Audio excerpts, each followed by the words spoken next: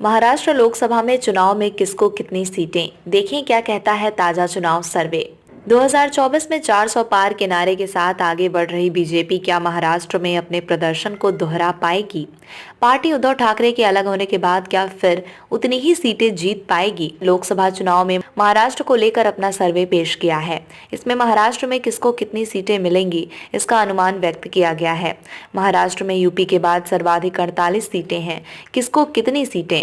Times now नव भारत के सर्वे में सामने आया है कि बीजेपी और शिवसेना शिंदे की अगुवाई महायुति ग्रैंड अलायंस यानी एनडीए राज्य में लगभग पुराने वाली स्थिति में रहेगा। एनडीए को राज्य में 39 सीटों पर जीत मिल सकती है। सर्वे में कहा गया है कि महाविकास अघाड़ी एमवीए यानी इंडिया अलायंस को 9 सीटों पर जीत मिल सकती है। महाविकास अघाड़ी में कांग्रेस के साथ शिवसेना यूबीटी और शरद पवार की पार्टी एनसीपी शरद चंद्र पवार शामिल हैं।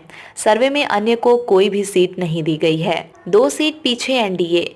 2019 में चुनाव में बीजेपी और शिवसेना ने मिलकर राज्य के 41 सीटों पर कब्जा जमाया था। टाइम्स नाउ नव भारत के सर्वे में एनडीए को 2 सीटों का नुकसान हो दिख रहा है, लेकिन उद्धव ठाकरे के हटने के बाद भी एनडीए लगभग उसी स्थिति में पहुंच रहा है।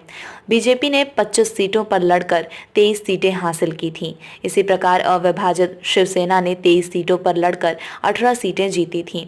अविभाजित राष्ट्रवादी कांग्रेस पार्टी ने 19 सीटों पर चुनाव लड़ा था और उसे 4 सीटों पर जीत मिली थी। कांग्रेस पार्टी ने 25 सीटों पर चुनाव लड़ा था तो उसे सिर्फ 1 सीट पर जीत हासिल हुई थी।